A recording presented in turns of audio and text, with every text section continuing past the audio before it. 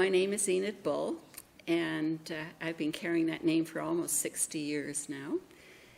But I was born Enid Cuthbert, and my parents were Andy and Ruth Cuthbert that bought a little farm on Wilkinson Road soon after the last World War was over. Actually, the date was January the 7th, 1946. And my mother her parents were missionaries in China, so she ended up here when her mother died when she was only 9. And her father remarried, and I think that was sort of why they got dropped off in Canada.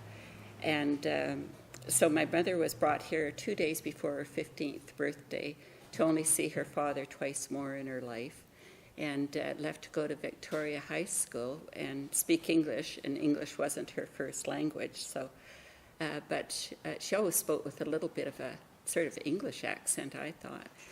And so she arrived here on the Empress of China on July the 31st, 1927.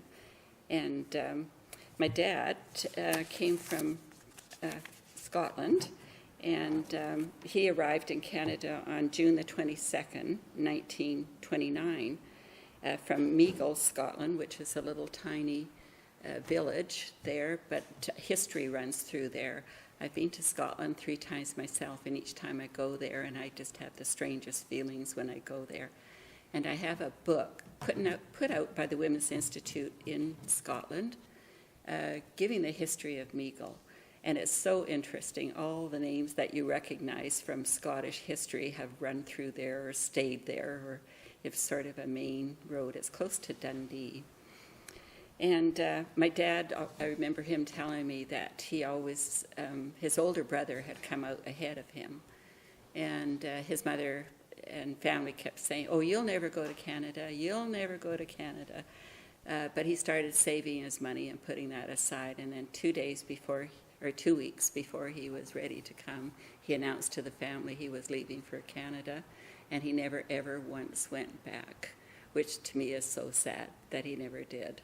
But anyway, he came over on the ship called Regina, and he landed here in 1929, if you noticed, and of course he hit the stock market crash, which he never fully recovered from. He always kept saying, it could happen again, and it always made him very leery of never wanting to be in debt or anything, and I'll get into this further on, but Uncle, he used to batch with this fellow. Now, how he met him, I'm not sure, whether they came over on the same ship, but we called him Uncle Viv, and he was from Wales, and they batched together at, Maud Hunter's Corner, it was called, the corner of Cedar Hill Road and Shelburne, and that was the country store that they dealt with, because we lived at Mount Tommy when I was born. And so the whole family sort of congregated there, and Brian Polson's family, they lived in that area too. Brian and I were in the hospital together, born 2 days apart, and I'll steal his thunder. He usually tells everybody this, but I am 2 days older than Brian Polson, so he needs to pay attention to me. So anyway, this part I had written out, and it was January the 7th, 1946, and the war was over at last. It was moving day, and we were going to live on a farm. We were leaving behind city life and moving to the country. We had lived at 566 Bay Street for 6 years. All throughout the war, we lived there. My dad was in the Army, but he could never go overseas because he had bad feet. And so he couldn't march properly, but he was stationed at Gordon Head and different places. We didn't see much of him during the war years, because to get home, he had to come home on a bike, which had 3 gears on it. I can still remember that, because I used to have to sit in the handlebars to go if I wanted to go out with my dad. And I still remember vividly all those neighbors there. And one was Granny Herbert, and we adopted her because we didn't have any grandparents. And, I just envied everybody that had grandparents. I thought that was wonderful. But she lived 2 doors up from us, but I still remember her coming down with her apron on the sidewalk and her slippers shuffling down with a empty cup in her hand. She was coming to borrow a cup of sugar. And that sort of thing went on just about every day. I think it was more an excuse for the women to have a little chit-chat with each other, and or if you, no matter what you needed, you just went to the neighbors and got it. And it was quite something to watch. And I've got written here, she had more grandchildren than she knew what to do with. That house was just flowing over with grandchildren all the time. And she was married to this gruff old guy, Grandpa. We still called him Grandpa Herbert. But one time my mom left us there with them while she went to town. And my brother Bob was only 3 or 4, and he howled and cried the whole time. So Grandpa Herbert got out his gun and said, "I'll shoot you if you don't shut up." Well, he shut up like that. And it's a true story. I still remember, is he going to shoot my brother? And, the things that were done in those days that today would be horrifying. And then there was two little old ladies that are probably, I think they're about 40, and they were very old ladies to me then. One was Auntie Smith, and one was Auntie Honus.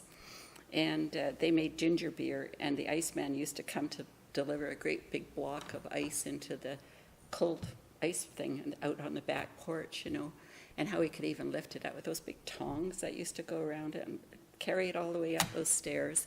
And so anyway, there was always cold ginger beer in that fridge for everyone.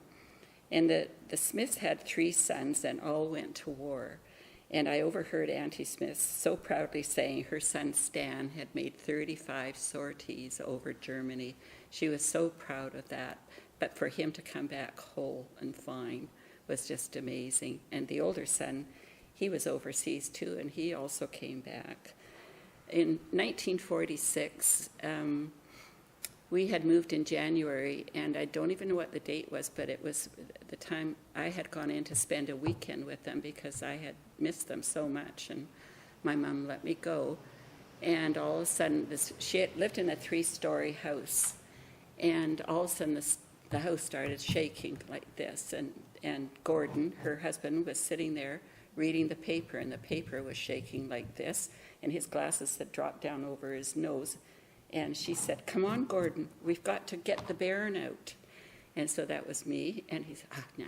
So anyway, she got me out, and we stood on John Street and looked back at her house, 3 stories, just waving back and forth like this. It was that big earthquake. And so anyway, when it was over, we just went back inside, and she was absolutely terrified, and I kept saying, "What is it? What is it?" And then when it was over, you just sort of forgot that it even happened, Anyway, Gordon was still reading his newspaper when we went back in. And when we came home from that visit, my mom was at the kitchen sink where she lived and called out the window and said, "Wow, wasn't that an earthquake we had?" And she said, "Oh, yes, I was scared for the bairn." So anyway, we got through that big earthquake, and just funny how certain things come back to you at certain times. And those were the days when neighbors came over for a cup of sugar, as I was just saying, all dressed in their bedroom slippers. And if we have time at the end, I'll talk about bedroom slippers that I just did recently.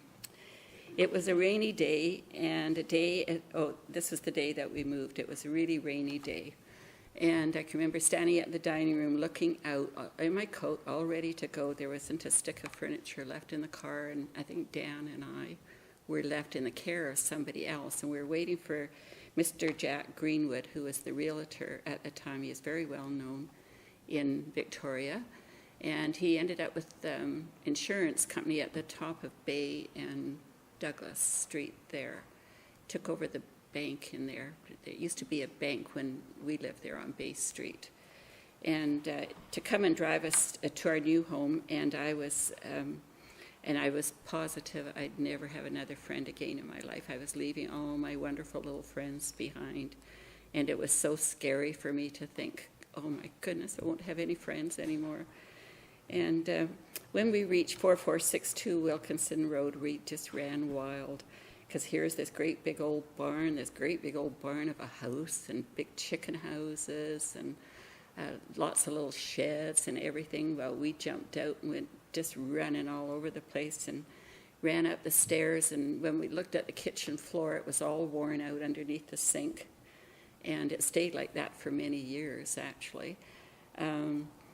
It was really a dump, when we moved into it, but it was huge and big, and it had 3 bedrooms downstairs and a bathroom and 2 bedrooms upstairs with a big hall, still like that today, and a bathroom and an attic that we used to play in a lot, and the trunks that both my mother and father brought from when they came to Canada were there with all the treasures in it, which we used to get into when we weren't supposed to, but it was fun. And yes, actually that kitchen floor stayed like that for many years because there was just not money to replace floors. And then, do any of you remember the old 6 for 1? Oh, I see somebody nodding. It came on to a CJVI, and my mother listened faithfully to that. And she used to have a sponsor and then a question. And then we had the Pears Encyclopedia, which we got most of the answers out of. And every time she would patronize one of the sponsors, she'd say, "You don't forget to tell them that I listened to 6 for 1. And lo and behold, they phoned her one day, and my God, she won it. And it was huge, for our family. And so she ended up putting in a new kitchen floor, and it was sort of that really durable kind that lasted, I think, until my son bought it. And it just would never wear out. It was quite amazing. And anyway, she not only won it once, she won it twice. A couple of years later, they phoned her again, and she won it again. And everybody said, "This time, you spend that money on you, Ruth." So she did. She went out and got a winter coat, which she hadn't had for years. And I guess the money all just sort of dissipated around wherever it needed to go. But that was quite funny that she won it twice. And I had just turned 9 when we moved, and Dan was 8, and Bob would have been 4, 11 days after we moved. And Al came along the next March, 1947. New house, new baby was the saying that was going around always, and it certainly proved to be true. And that was our family. However, we always seemed to have another male living with us. We had my dad's uncle living with us, my dad's buddies from the Army, and my Uncle Viv that moved. In fact, I just found the postcard that he sent to me in November of 47, saying he was getting fixed up in Shaughnessy Hospital after the war. It left him with what they call PSD now. Is that right?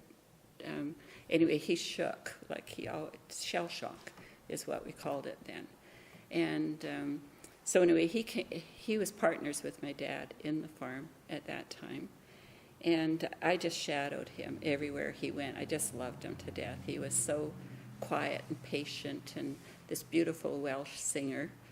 And he would sing all day long, "Me and My Shadow," and I'd be holding his hand going along to feed the chickens, and all these exciting things when you're a kid, And I used to think the trail was so far to go there, which it was only, 50, 100 feet or something.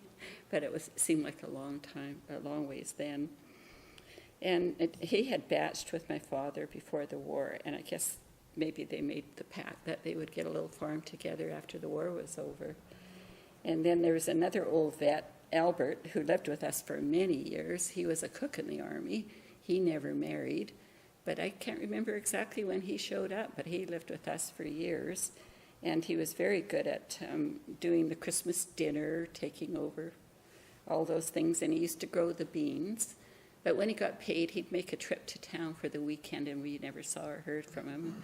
He'd come home after that was all over, and then he'd settle down and work again and grow his beans and smoke his pipe. He hogged the radio, which I always hated at the time. I thought, it's our house. We should be able to listen to the radio. But if Albert was listening to the radio, we never thought about 2 radios. One was it. So he also bought the turkey at Christmas and cooked it too. And and over the years, as we all got older, my brother seemed to collect friends to come and live with us. They'd either be on the outs with their family, or I won't name them all, but there was lots that would come for a while and then go back home or go off somewhere else or something. But it just seemed it was a continual run of people there. And we even had whole families there. One family came twice, once with their 2 little boys that we couldn't stand them. We thought they were such little brats. We were perfect, but they were very annoying little kids. And the house was always bulging with people. And my first day to school, to Royal Oaks School, I had just turned 9, but I was just pushed out the front door and said, okay, you know which way to go. You go out Wilkinson Road and then you turn right until you come to the school. And of course, on Wilkinson Road, those days, that was all right because it wasn't all that busy. But I was thinking, compared to today, you wouldn't be allowed out of your mother's sight. But of course, there was enough things at home to keep my mother at home. So I can remember thinking, oh my goodness, I was so terrified at having to go to school and not knowing anybody. And all of a sudden, as she's known now, Morgan Osler came up behind me on her bike just before you get to the top of the hill on Wilkinson Road. And she said, hey, wait up. She wants to talk with you, walk with you. And by she meant Sheila. So I turned around. Here's this beautiful girl with a big smile on and just running towards me as fast as she can and saying, hi, you're the new girl. I said, yeah. I was terrified still. And then we just got talking. It was like we'd known each other forever. So I'd made a friend before I even got to school that day, which was amazing to me. So I thought, things might not be so bad around here. But Sheila lived quite a ways from me because she lived up on the end of Miller Avenue with her 4 older sisters and 1 younger brother, who turned out to be a good friend of my younger brother, Bob. And we had lots of good times together, and we thought nothing of walking that distance to go and visit each other. That was just what you did if you wanted to see your friends, and there was no taboos on us about doing that, saying you can't go that far or anything. Sheila's wedding was actually the very first wedding I ever went to, because my parents never took me to the weddings that they went to. And the wedding was right here in St. Michael and All Angels Church here. And so that kind of funny, here we are back at St. Michael and All Angels Church again. And when I was young, because there was no traffic on Wilkinson Road, on Sunday mornings, the church bells rang from here, and it was so beautiful and peaceful and quiet at our property. I used to just love to go and sit on the lawn and listen to the church bells ring. Well, Peter, I don't even know whether they still ring or not, but they do? We remember to do it. Yeah. Oh, so anyway, I was going to talk a little bit about our neighbors that when we first went out there, the White House right beside our old house there was a beautiful big old home, but now they've added on to it, and it's kind of lost the character of the beautiful old house it was at the time. But there was an old gentleman called Mr. Campion, and he wasn't well, and he had a nurse living with him. And I think he was about 60-something, and we thought he was terribly old. Look at me now. And anyway, I don't think he lasted all that long. And then after that, a French-Canadian family moved in, the Lebrecs, and some of you might remember them. Anna, who was about a year older than myself, and I had never played dollies in my life because I'd always played with the boys, slingshots and throwing rocks and climbing trees was always much more fun to me anyway. And then she moved in and wanted me to play dollies with her. Well, oh my God, what was I going to do? So anyway, I ended up playing dollies with her, and we've just recently got back in touch with each other and go out for lunch periodically. So it's great fun to connect again, although her memory's way worse than mine. She doesn't remember anything she says. So anyway, and then did I see Lou Burden come in today? I can't remember whether I saw him come in or not. Anyway, the Burdens were on the other side of us there, and Lou Burden's mom was just great. She used to come down and get buttermilk from the cows and then go home and bake something with it and then bring it back to us all baked up. And yeah, it was fun. And Lou Burden, he was the fisherman in the neighborhood, and he was barefoot half the time with jeans rolled out, looked just like Huck Finn and or Tom Sawyer, whichever one, with his fishing pole over his back, and usually always had a fish on it if he was heading home. And he had absolutely white hair, it's really a platinum blonde, you know. So that was one neighbor. And then across the street from that was Mrs. Lebrec, very French, and her husband Jules, and they had a vineyard. And anyway, suddenly the husband died, and then there she was on her own and just didn't speak English very well at all. So somewhere in there, my mom thought it would be good if she taught me French, and I did housework for her. Well, it never lasted very much because I couldn't understand her to even get the lessons from her, you know. And I had to go up in the dark of night, and there was no street lights or anything then. You just take off and go. So then Fred and Tilly Quick were just up the road a little further, and they were very good friends with Butchers, but Butchers didn't move in until I was 12, and they had a daughter the same age as me, which was just amazing. And that was my friend Donna Butcher. And we just had so much fun for about 5 or 6 years together when we were really close friends. And we're still good friends today, too. But we just had a great time, and it was just wonderful for me because it was just all men and boys where I lived. So to have a girl for company was great. And the Loritzes, the Loritz Nursery, which was very well known at the time, and Liesel Loritz. And let me see. And Fred Moss and his parents had the big, which we did something about Fred Moss once before, and we've got his school pictures dating back to the 20s and early 30s, I do believe.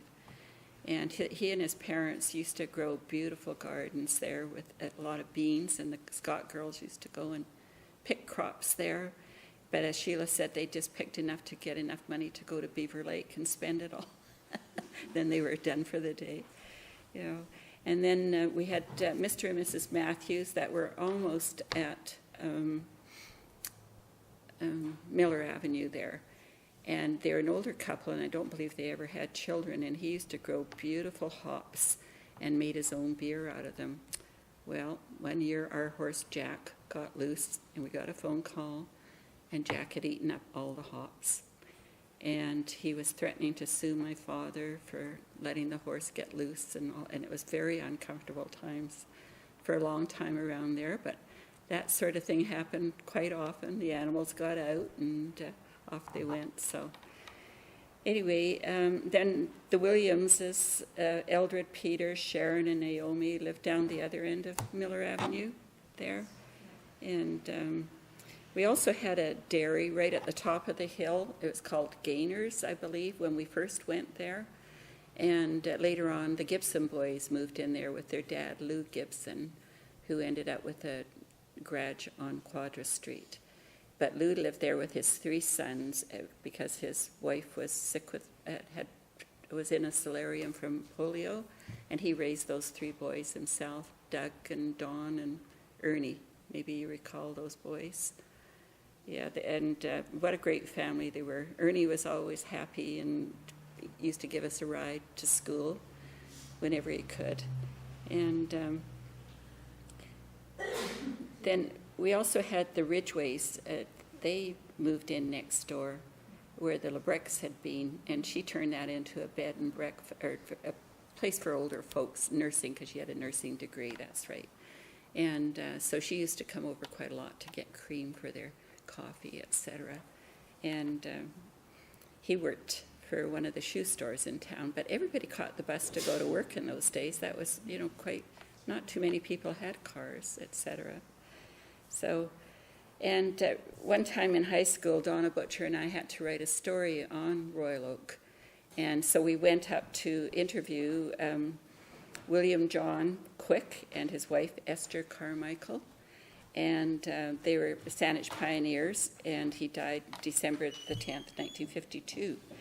And he was one of the very first Vancouver Island farmers to own a herd of purebred Jersey cows, and his family, along with the Goyettes, Cheesemans, and Rithets, played an important role in the incorporation of Saanich in 1906. We bought a pregnant cow named Buttercup from Mrs. Webb. It was a Jersey Guernsey. Buttercup produced twins, a bull and a heifer. Bully Beef and Mousie turned out to be their names. Bully Beef left us at 6 months, and Mousie we kept as a milk cow. The cows were milked twice a day, and the milk was put through a separator, 22 pieces to wash morning and night. Mum made butter, and everyone had a go at the churn. Jack, our workhorse, pulled the plow and the stone boat. It was a real production to see Dad put the harnesses on him for different chores. We raised pigs, several different batches. Eating dinner one night there, and someone yells out, "The pigs are loose." So everybody throws down their cutlery, everybody runs outside to go and corral these pigs. And Dad yelling, "Don't let them get up on the road." So we're all running as fast as we can. We don't want to lose these pigs. So we eventually got them all rounded up and back into their pen. But we used to have to cook up potatoes, which just stunk, like with the dirt and the skins on them and everything, and that's what they ate. That was some of it anyway. And I used to hate that smell. And, oh yes, I can't tell you how quiet it was on Wilkinson Road. When we first moved out there, we'd get so excited. Here comes a car, and we'd all go running out to see a car going by. Can you imagine that today? Although right now, my son and daughter-in-law and the girls live there, and they're doing the new bridge there. So they've got back the peace and quiet that we had all those years ago, and they're just loving it. I don't think they're going to be too happy when the road gets opened up again, but they're thoroughly enjoying it now. And in those days, too, we had our bread delivered to the door by Jimmy Vowles was his name, and he drove for Weston's Bakery. He came for years in his little van, and I remember the chocolate cake, but mostly the icing. And whenever he could, he just went out and snuck a little bit of it, but everybody knew what you were up to. And there was also an oval malt loaf that we used to buy, and just loved that, too. And this white doughy bread that we thought was great. The thought of it makes me feel kind of ill today, but in those days it was great. And we also had a Fuller Brushman that came to the door. I don't remember his name, but I remember what he looked like. And Mum swore by those products. And we got most of our salves and ointments from him for the cows and the other animals. And we quite look forward to all these visits. It's always exciting when somebody came. And we also had bunnies galore there for I don't know how long, till they got to be too many, and then I think they just sort of disappeared, and I have no idea how that happened. We also had many chickens because we sold them at the eggs at the farmer's market.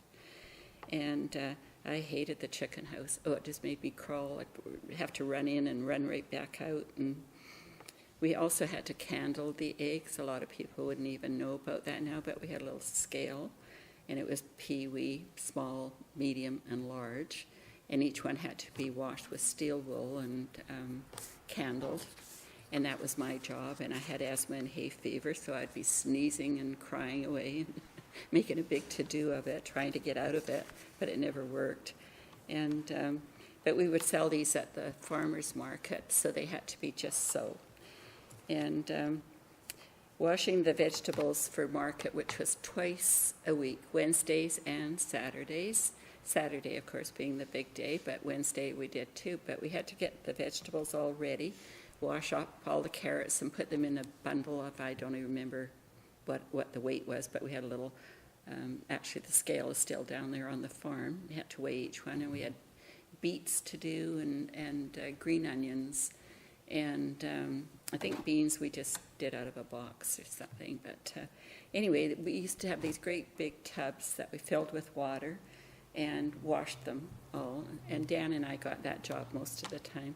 But one day I was up in the top bathroom, and that looked down over where we had the tubs out. And so I thought, if I just wangle this and then get him to step back, maybe he'll fall in that tub. Well, what are you saying? He says to me, and I'm saying, step back, and then he went down.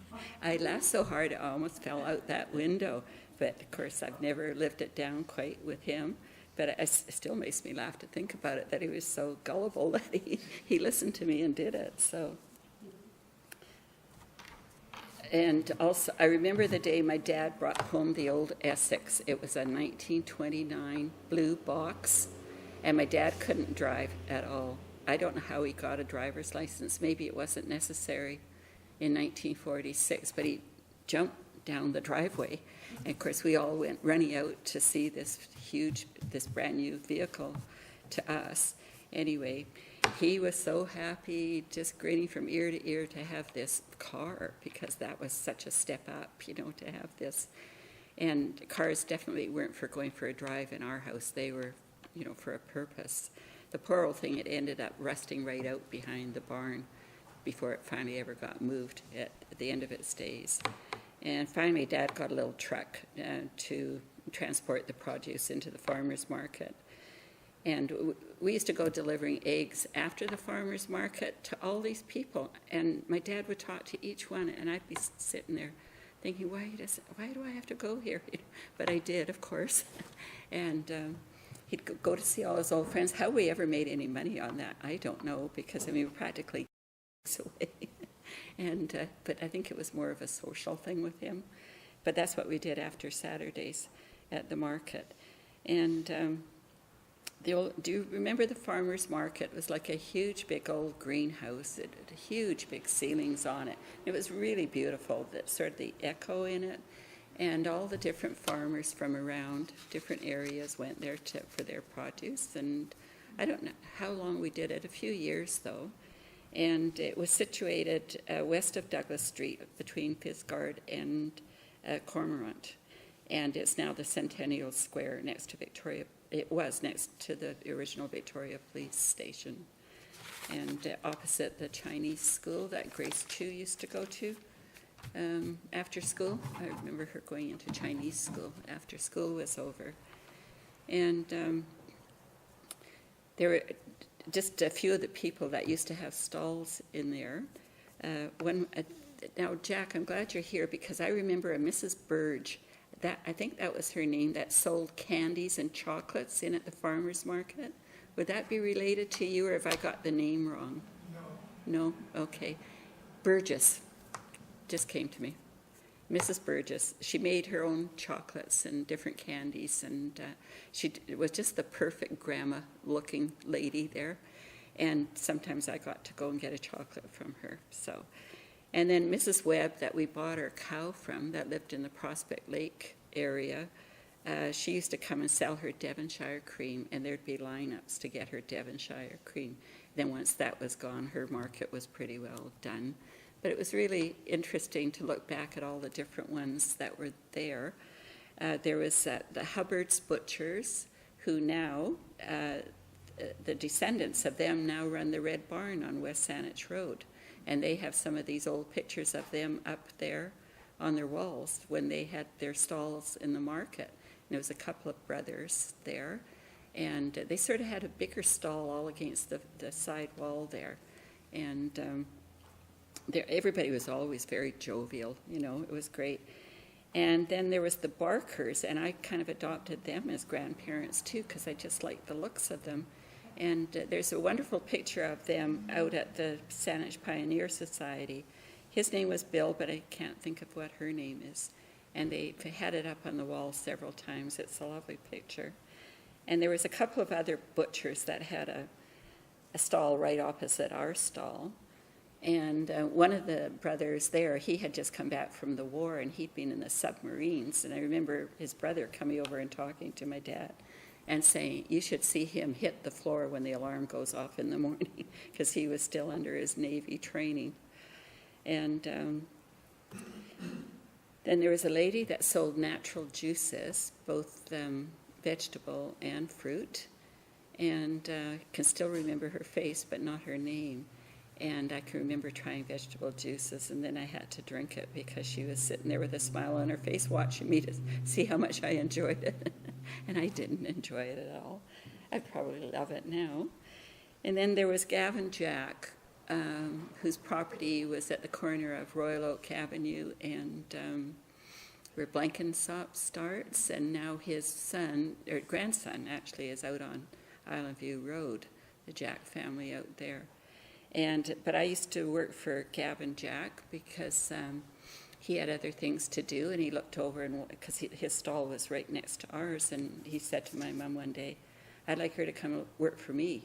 And of course, I didn't get paid for working for my parents, and he was going to pay me $1.50 a morning, so that looked pretty good to me. So over I went, and I sold cauliflower as fast as I could. It was just one cauliflower after another. They were beautiful, and he had a big double counter, and it was covered in them. And then he would just take off about 10:30, and then he'd come back about 11:30. By then I was all sold out. He'd give me my $1.50. He'd take off and go home. And after my parents realized that they kind of missed me over there, they went and got my cousin, and they paid her $1.50 to go and work for them. And they had to go all the way out to Mount Tommy to get her, but they hadn't figured that one in before that. I think I can remember raising a bit of a ruckus over that one. And there was a fellow, his first name was Les, and Browse or something like that comes back to me, and he'd lost his right arm in the war, and he was the caretaker there. We used to pay $2 a Saturday to rent that stall out, like from 8 o'clock in the morning to whatever time you needed it to pretty well. And he'd come and write out our checks, and I can remember how sad I felt as a young girl, thinking that he had to lose his arm in a war, and he had to learn to write with his left hand to make out the receipt for us too. And in the back of this great big, it was huge, this great big farmer's market. It's a real shame that, that they did get rid of it. But there was, I think they called it a jumble sale. I don't know who even put it on. But one time my mother got me a beautiful slip for 10 cents that I wore for years and years until I outgrew it. So, but just some school friends that I remember, just the ones that I was sort of more chummy with in those days. Carolyn Daw, I just loved that girl. She lived back on Markham Road, and she took dancing lessons, and one time she loaned me her blue dancing dress and her pink dancing dress and let me keep them for about a month, I think, and I'd get dressed up in these dresses and think I could dance too. And I just thought that was so generous of her to do that. And we used to walk back and forth between Markham Road and Wilkinson Road just to play together, when we were really young. And Renee Heel sat beside me quite a lot. We were great friends, and there was a store across the way, and we all used to go over there with our little nickels and dimes, those that had nickels and dimes, and buy popsicles, and we used to get 2 popsicles on a stick. So we'd buy one, and then we'd share them, and that was huge. We got to do that at recess, And then, of course, Sheila and I kept up all these years with a couple of lulls here and there when children were taking forefront. And then Shirley Robinson was always really special to me because she had red hair too, and everybody seemed to like her, so I thought it might not be so bad to have red hair at the time. And little did I know she would make me marry her cousin 10 years later. I always tell her that. Like, you made me do it. So anyway, we've been great friends and kept in touch all these years too. And Pat Bosher isn't here today, but I used to go to her birthday parties, thought they were wonderful. Her dad was in the Army, and my dad knew him from being in the Army too. And then there's Brian Polson, that I always had a crush on, but he ended up marrying Joyce instead, and I don't know why. But when my little baby brother Al was born, they had an awful time naming him, and then Albert was living with us at the time, and somebody said, "Why don't you call him Albert?" And Albert spoke up and said, "That's a darn good name." So anyway, they said, "Okay, it's Albert." And then our last name was Cuthbert, and I got this bright notion we could name him Albert Brian Cuthbert because his initials would be ABC. and I paid Danny 10 cents to vote with me. So my brother's name is Albert Brian Cuthbert. I've told that story before, haven't I, Brian? So anyway, if I talked your ear off, I can't even tell. Well, one story I was going to tell you about was we'd been talking all night long. Gwen Powell and I had a sleepover there. And they owned a horse called Bob, Jack and Bob, how original. But often Mr. Powell and my dad would exchange horses when they had a big job to do, because one horse wouldn't be enough, so they would sort of, borrow each other's horses. So I think I'd had a sleepover at Gwen's, but anyway, about 5 o'clock in the morning, we decided, what a great morning to go for a bareback horse ride. So we got on these horses, and something spooked hers in front of me, and it just took off running. So, of course, that spooked my horse, Jack. He had to do the splits to be on him because he was so wide. And all of a sudden, we're galloping across this meadow on the other side of Markham. And then I see her go flat like this on the horse, and I thought, I better do the same. And with that, the branch came up over my back, and the horse came to a dead stop. Oh, my heart was just pounding. So we slithered off the horses, and both of us realized how darn close we came to not being here anymore. And we walked those things home all the way, which was a heck of a long way. And I did something similar with Donna Butcher one time too, but I'm not sure. But we'd walked all the way from my place that day to go back and ride the horses. But you know how you think you're invincible at that age. And anyway, just I remember the old teenage dancers at the Women's Institute in Royal Oak, and Donna Butcher and I used to walk up there all the time. And, we walked home. Usually a boyfriend walked her home, and then I was allowed to come along too. And but we never thought about danger or anything. It was all just, everything was, you just never worried about it, And Pete Zazula was 16 when he used to hang around with us, and he was working. He was serving an apprenticeship for maybe Looney Brothers, can't remember. But he used to go and flood Quick's Pond, as we called it, so that we could all go skating. And in those years, we had skating every winter. And we'd walk all the way from our place with ill-fitting skates just to go skating down there, and just thought it was wonderful. So. And games we used to play, the neighborhood kids would all gather at our place, and we'd go out in the top field and play baseball, and or just somebody batting, which often was Pete Zazula, because he was the better batter, and we were just sort of his charges to go running around after the ball and throw it back to him. And we also played ante-I endlessly over the little building right next door to us on the other property, and ran around the property, and just thought that was great. So we passed our time that way. So I think I've said enough, probably. So anybody want to ask me anything? I've probably said. Well, yeah, my mother was a piano player, and I don't know how she got asked, but she got asked to play at my dad's brother's wedding, and that's where they met. And apparently my father got inebriated, and my mother didn't think very much of that. But somehow or other they got back together. And but he never told me until after she died. I went down there one day soon after she passed away, and he says, I had an eye on her from the time she was in school, but there were 6.5 years between them, and I guess he had to wait for her to grow up before he could think about dating her. Enid, how did you meet your husband? Me? Well, Shirley made me do that. No, she came to school one day and she said, my cousin saw you in town on Saturday night and he'd like to meet you. And I thought, how would he know?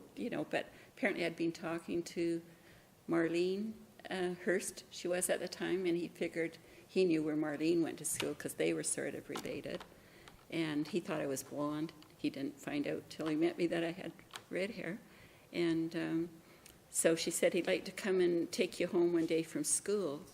So he showed up on a Tuesday afternoon, and Shirley said, I'm coming with you. And so she shoved me up the front with Joe. And then we dropped Donna off at Quick's because she was teaching Sharon Quick piano lessons. And then we went home to my place, and I could tell there was nobody home. And after we'd been talking in the car for ages, my mother and my little brother came home on the bus. And oh my goodness, better get out of here. So anyway, I turned around, got out of the car, and Joe said to me, how about a date one night? And when I looked back at him, a little voice said, you're going to marry him. I thought, where did that come from? I thought, no, I'm only 16. But I did marry him 4 years later, almost, yeah. Yeah. So once I met him, there was nobody else ever. It was just always funny how one person suits you.